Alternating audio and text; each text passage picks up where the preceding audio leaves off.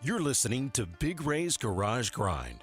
I want to bring awareness and my voice to something that's meaningful and purposeful, more than just who's the best football player or who's the best football team. The intersection between life, football, and mental health. When you need help and you ask for help, you're operating from a position of power. When you need help and you don't ask for help, that's the weakness. Now, here's your host, Seahawks legend, Ray Roberts. What's up, fam? Welcome back to Big Ray's Garage Grind Mental Health Edition, where we keep it real and we're always focused on leveling up your mental health game. Today's episode is brought to you by the Mindful Therapy Group. If you're seeking or looking for therapy services, visit mindfultherapygroup.com to find your therapy person. And when we first started this podcast, we were trying to figure out what the audience was, what the intention is, and it started out as a way to kind of destigmatize mental health and wellness for athletes and men of color and just men in general. But I think it has kind of grown to a bigger audience than that, to just destigmatizing mental health and wellness for everybody. And I think that's where I would like it to live more than anything. But it was if all the effort that we put into this, the videotaping, the editing, the recording, the finding the time to do it all, finding the topics, all these different things, if it impacts one person, then it makes all the effort worth the while. And so it was very exciting for me last week in my inbox on Twitter. I got a message from a listener. And I won't use the listener's name or their Twitter handle or whatever, but they kind of explained to me what their struggle was and some of the things they had gone through and things they had to overcome. And they said because of they've been listening to the podcast and we're encouraging people to go out and engage the mental health industry and find a therapist and talk to people and get some help in those types of things.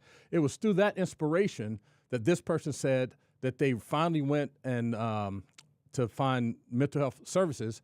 And not only did they find their service, they said they found their person.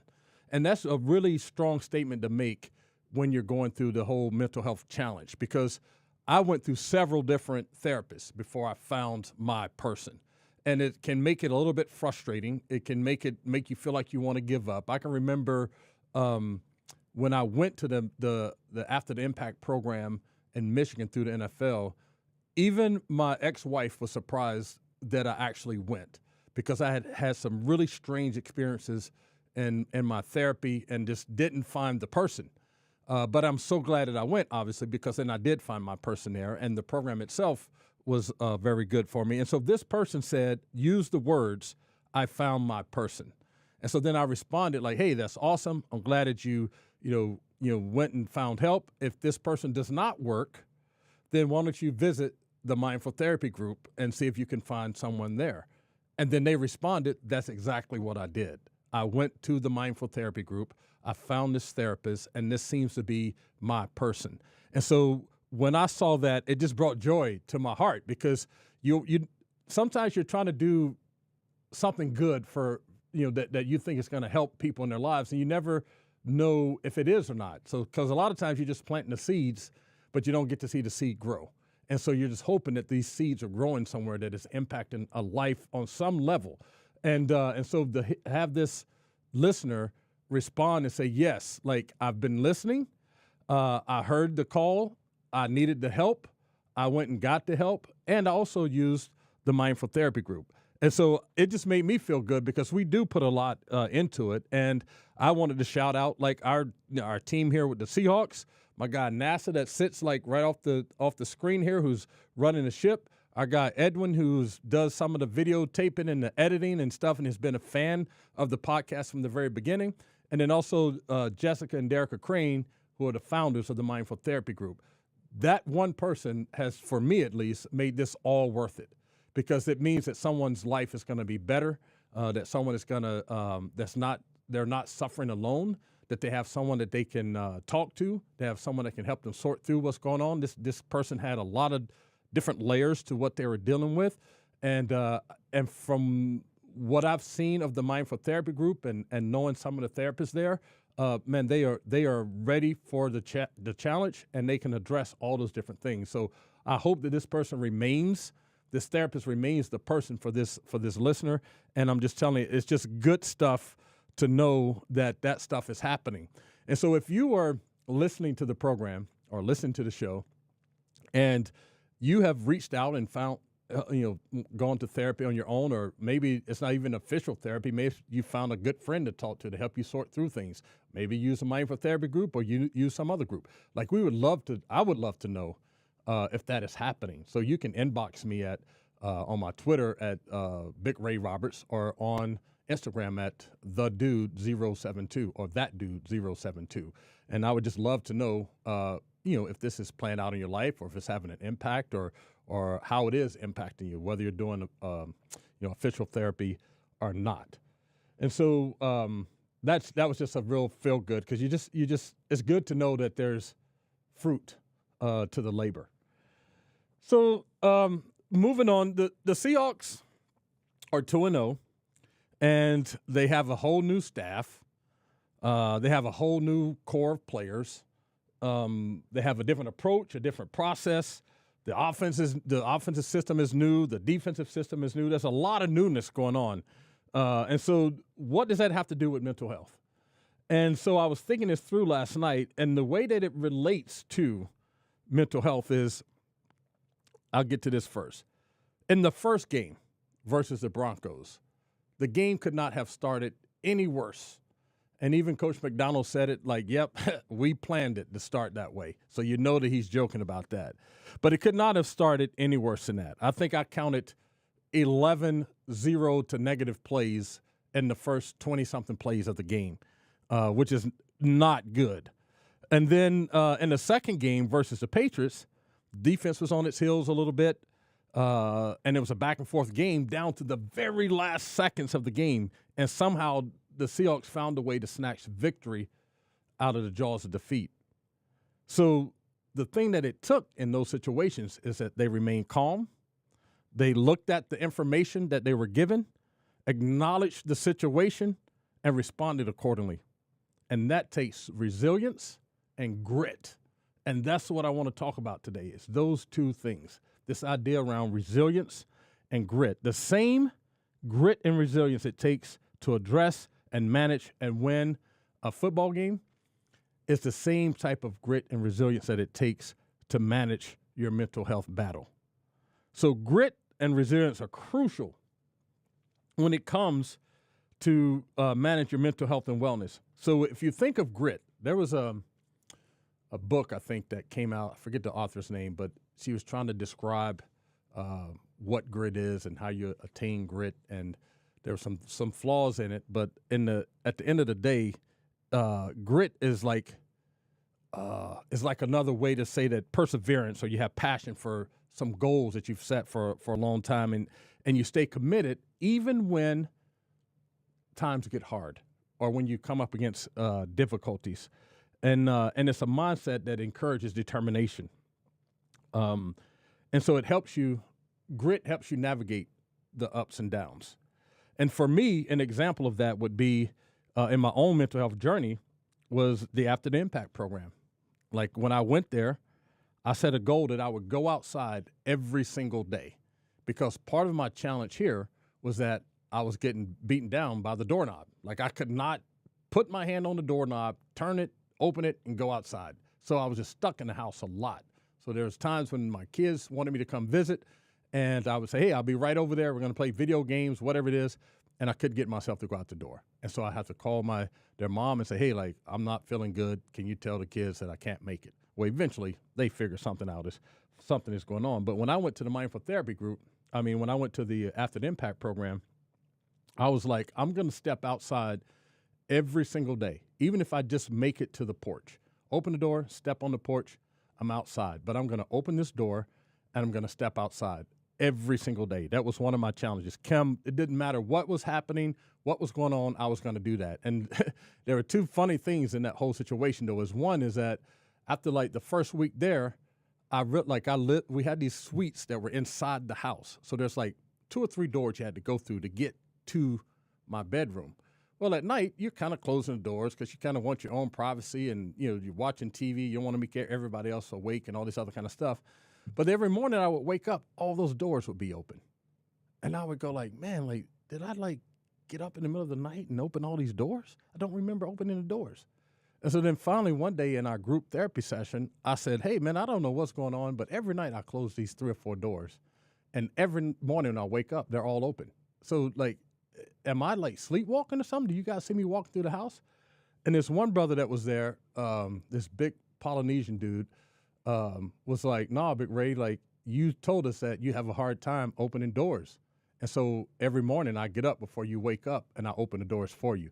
And I thought, like, man, like, when you talk about, like, needing somebody in your corner and people hearing what you're saying, this dude heard what I was saying to the nth degree, to where every morning he made sure he got up before I got up and he opened up every single door. He was like, I don't want you to have to open up any doors, Big Ray. And so it helped me not think that I was going even crazier than what I thought I was, because I was like, am I getting up in the middle of the night and opening these doors? But it also was like, man, here's a dude that is like in here for his own services, but he's also hearing and seeing me and acknowledging, what I need in those moments.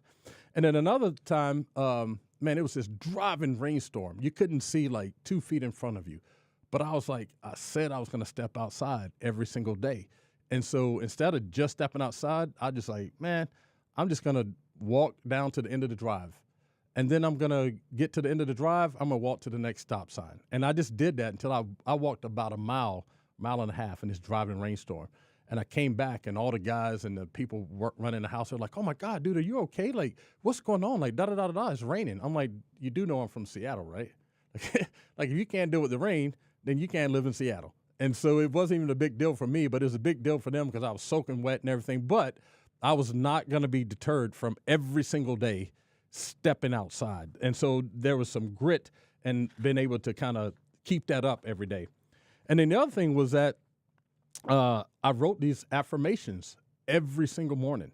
I would take, I've told the story here before. I'd take a legal pad of paper and I would just write down all these affirmations, and probably like 50 of them. And then I would also do that every night before I went to bed. I rewrite them every single time because I was trying to rewire my thoughts. We talked about in the previous episode about our self-talk and how negative it can be. And so in some of the therapy I've been in, they call those ants, or automatic negative thoughts. And so I was trying to reframe or defeat the automatic negative thoughts as soon as my feet hit the ground in the morning, and then as soon as I put my head on the pillow at night. I just wanted positivity to be going into what I was thinking, into what I was saying. And then the other piece of that is resilience, and to me, resilience is the ability to bounce back. And it's the ability to adapt to like difficult circumstances. So when you think about the Seahawks, man, they were in some difficult circumstances. In the first game, like I said, the first or second pass of the year was an interception. And so I hit the panic button. I was sitting in the press box. I was already panicked. And but from everything that you hear about the sideline, Jen Mueller, who's our sideline reporter, and listening to the players in the locker room at halftime, man, there was no panic. There was no panic in the coaches. There was no panic in the players. I've been on teams where the panic would have like engulfed the whole team. Coaches would have been screaming at each other, punching boards, throwing stuff. Players would have been yelling, fighting with each other. But what you heard was like there was this unbelievable calm, and because they had assessed the situation and they knew what they were going to do, and that takes resilience to do that. It takes resilience to start where they started in that first game and come back and win, and then in the second game to be down and you have to drive the ball down the field to get a field goal to win the game. That also takes resilience and grit because you stuck to your game plan, you stuck to what you knew. So that's the grit part of it, and then the resilience part is that you had to bounce back from some stuff. The defense in the second game didn't play as well as they did, or they played differently than they did in the first game, and they gave up a few things, and they had to find a way to fight themselves back to a place where they could take control of the game and calm this offense down and not make it a big threat. And so they kept it at a place where the offense was able to respond to it. I think Brian Walters said it best in our post-game show was that every time that the Patriots did something positive, the Seahawks offense would come back and trump what they did. And so that in itself shows grit and resilience. Like you stay committed to what you were doing, and you had the resilience to bounce back from the setbacks. And so that was one of the things I did in my kind of resilience mind, is that I was trying to make sure that I, or in my grit mind still, trying to make sure that I was speaking to those automatic negative thoughts. And then the resilience thing is that, so I had said that I was gonna I was gonna step outside every day doing this therapy thing, and I wasn't gonna stay in the bed all day, because when you're depressed and have anxiety and stuff, you just want to sleep all the time. You can't. It's not even like you have a choice. Like you just want it dark and you just want to sleep.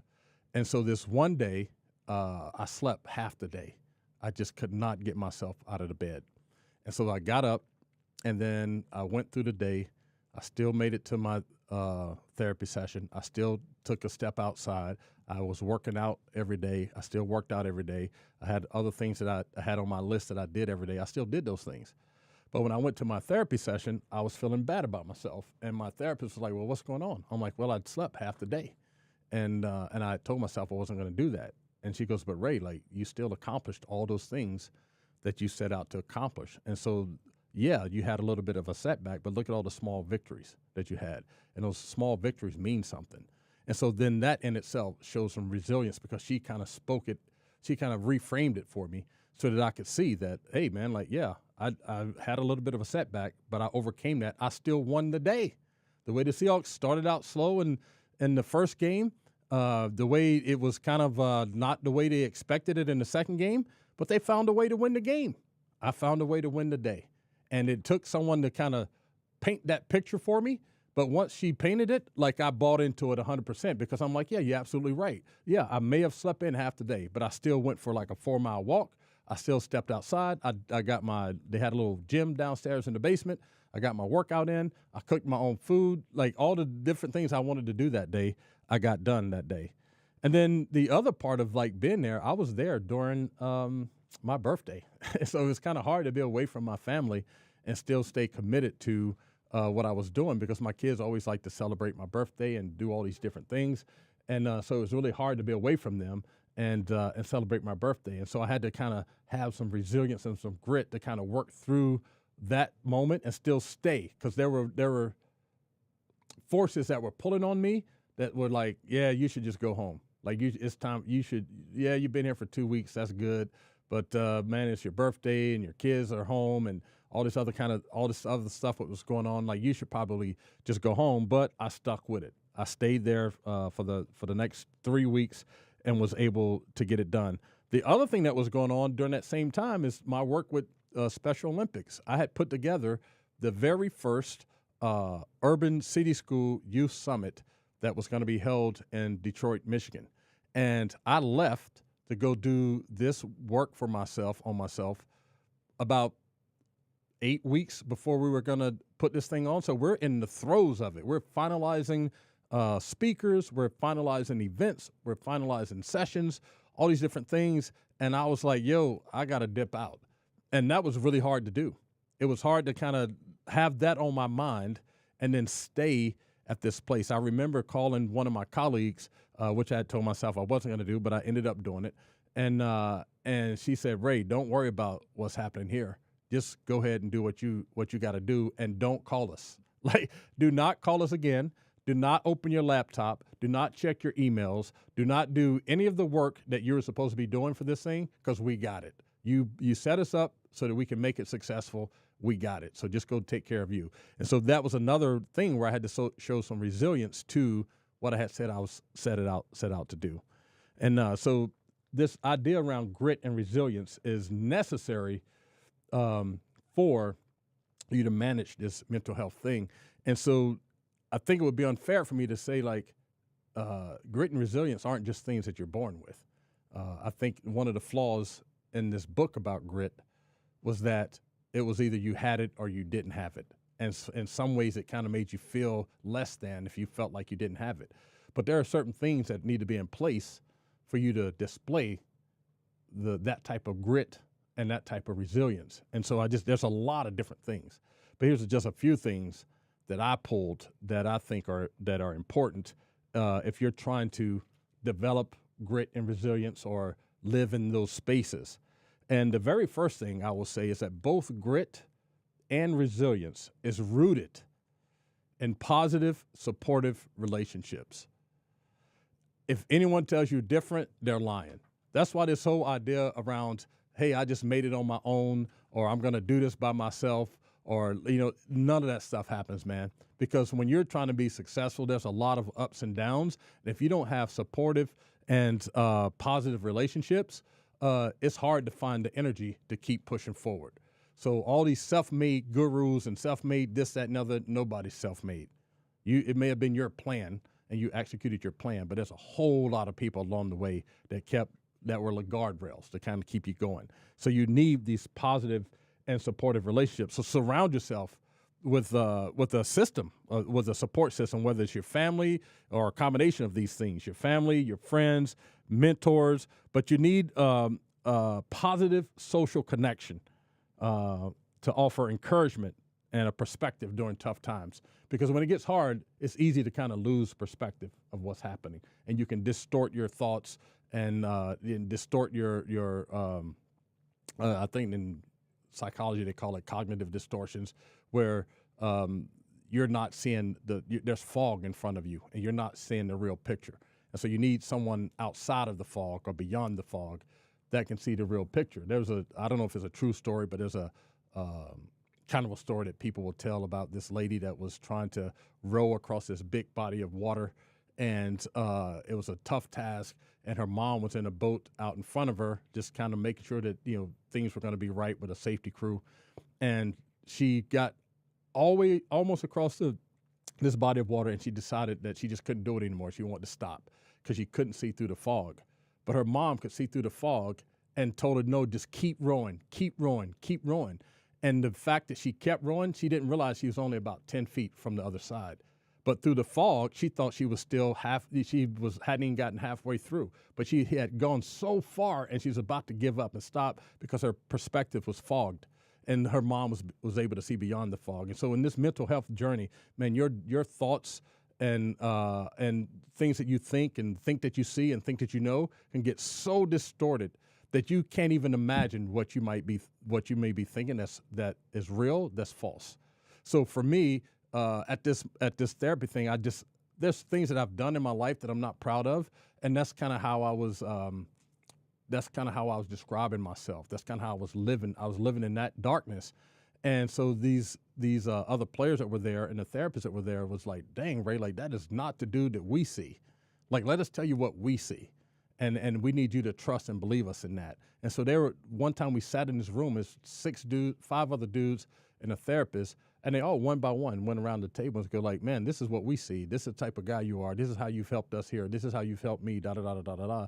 You're not this dude that you keep telling yourself that you are. So I had this cognitive distortion that where my mentals had just gotten to a place where I was just beating myself down with it. And so I needed that positive encouragement. I needed someone else that can see the perspective that I couldn't see to kind of speak it into me. So having those positive and supportive relationships is important. And then the other thing is self-compassion. And being kind to yourself is hard because we tend to be our own worst critics. But if you want to have some resilience and grit and be able to push through some of the times that are hard, you have to have some self-compassion. Because the self-criticism is just like the automatic negative thoughts, and those 10,000 words that we use each day, and 80% of them are our self-talk. Like, that is where the self-compassion needs to show itself, because you're going to make mistakes. You're not going to do things right. You're going to feel certain ways. You're going to have setbacks, and you have to be able to forgive yourself. You have to be able to be kind to yourself in those moments, so that you can keep moving forward. It's okay, like the Seahawks, if you want to call it that, they had some self-compassion because they started out and didn't look like anything the way they thought it was going to look, especially on offense. And so they had some setbacks. It would have been easy to just be, criticizing yourself like crazy. and like, man, I made a mistake. I'm making the team fail. It's my fault this, it's my fault that. But they were able to overcome that because the calm in the room and the coach's approach, Gino's approach, the leadership's approach on this team to the team was to, even though they probably wouldn't call it that, was to show some self-compassion and just be like, you know what, like, yeah, we've had these setbacks, we've made these mistakes, but look, this is where we are. We're only down this many points, or we just need this drive to get that field goal to win the game, or we need to tighten up this defense, or make sure on the pressures we're getting the quarterback to the ground, like those types of things. So they were able to forgive themselves in those moments so they can move forward. And then also, it's interesting that I put this one down because I heard, I think on one of the radio stations today, they were talking about Mike McDonald having this growth mindset. And you have to have a growth mindset when it comes to addressing your mental health and displaying resilience and grit. Because the difference between a growth mindset and the opposite of that would be a learned mindset, is that a learned mindset means that whatever is happening in the moment, you're taking it for that's what it is, that's what it's always going to be, and there's no way it can possibly change. That is a fixed mindset, and usually that's not good. It's not very good for many things. It has its place, but around the mental health space and around sports thing, if you have like a fixed mindset and you start losing, then you're already telling yourself there's nothing I can do to change the course of this game. If you're struggling with your mental health, you're telling yourself in a fixed mindset, this is who I am, this is who I'm going to be, and this is who I'm always going to be. I was in that fixed mindset. I didn't, because I told you I had some weird experiences with therapy, and so I just felt like the therapy thing just wasn't for me. And so this is just who I was going to be. I was going to be this dude sitting in the dark, crying all the time, can't get outside, not having friends, talking myself to the to the games, telling NASA all the time I'm coming in hot because I'm running late getting to the games and all this other kind of stuff. And to the point where when I went to this mindful therapy group, when I went to the After the Impact program, and I've told this story before, when they bought me the ticket, they put Ray Roberts on the ticket, and my real name is Richard Ray Roberts. That's what's on my ID. And so I had told my ex-wife and Sandy Gregory, who used to work with the Seahawks, who were helping me through all this stuff. I said, hey, like, if one more little thing happens to where I can't get the help I need, then this is just who I'm going to be. I'm just resigned to this is going to be my life. And so I was stuck in this kind of learned mindset space. And so when I got to the airport, I went to check in, and they looked at my ticket and they looked at my ID, and they're like, oh man, we can't issue a ticket. I'm like, why not? And they're like, well, your ID says Richard Ray Roberts and your ticket just says Ray Roberts. And so if it said Rich Roberts or Ricky Roberts or something like that, we could do it, but with Ray and Richard aren't the same. And so I just remember asking the travel agent to come from behind the counter, and it took everything in my mind, everything in my body to not just grab this dude's body and just squeak, but I put my hands right around his face. I said, hey, look, man, like, if I don't get on this flight, my life is going to be ruined for the rest of my life. So my living depends on me being on this flight. And so I was already in this learned mindset, trying to find my way out of it. And if I had not gotten on that plane, I 1,000% know I wouldn't be sitting right here in front of you having this conversation. I know I wouldn't have hurt myself, but I would have been living a miserable, painful, lonely life because I would have given up on therapy. I would have just said, this is what my life is, and this is what it's going to be. But it took a growth mindset to push through that. The growth mindset means there's something I can learn. I can accept the mistakes and the setbacks and know that that's not what the situation is, that I can find a way through it. And I have the ability to learn. There's some way that you can advance and move forward with where you are in your life and move forward with the circumstances, that the circumstances are temporary. That's kind of what the growth mindset is. So you need that in this idea around grit and resilience. The fourth thing would be set meaningful goals. So you have to have a purpose that helps you persevere through the obstacles. And so my purpose and my goal, like I had many little goals, like to kind of get outside the house, win the day, that kind of stuff. But I needed to be the light in the world that I know that I am. I needed to show up in a way that that this life was intended to show up to improve life for other people, to show up for other people, to give other people a new perspective, to be a light in the world. And I talked about this the last episode. Like, my purpose is greater than me sleeping on the couch all day. In some regards, I've said I felt like my purpose is greater than being a significant other or a father. Like, I just feel like my purpose is greater. And so for me to live out my purpose, for me to be able to sit in this chair, do this podcast, and have a listener tell me that because of this podcast, they went and got therapy, that's the purpose. That would not have happened if I didn't have these meaningful goals, if I didn't have the growth mindset, if I didn't have the self-compassion, if I didn't have the positive and supportive relationships that kind of can be summed up in those two words, grit and resilience. It would not have happened if that was the case. And then optimism and hope is the last one. And that's just the belief that it kind of goes hand in hand with the growth mindset, but it's just a belief that things will improve in the future. Doesn't mean it's going to improve right now today, but it might improve tomorrow, or it might improve, but it may improve today by the end of the day. But it's just the idea that you have hope that the present moment is difficult, but it's not that difficulty isn't going to define what the future is. It's not going to define when you wake up in the morning what your expectations is. It's not going to destroy your motivation to keep moving forward. So those 5 things: positive and supportive relationships, self-compassion, a growth mindset, setting meaningful goals, and optimism and hope. Those 5 things, among a lot of other things, but those are the 5 that I pulled out that will contribute to you having the grit and the resilience that it takes to manage, to maintain, to battle, and a lot of times to defeat those mental health struggles that you're having. They build a strong foundation for being able to persevere through the tough times, to be able to have emotional regulation, and the ability to view setbacks as opportunities, which is interesting. Like, a lot of times we look at failure and mistakes as something that we can't benefit from, but actually there's opportunities and setbacks. If you review it and self-reflect the proper way, you can find the things that can make that.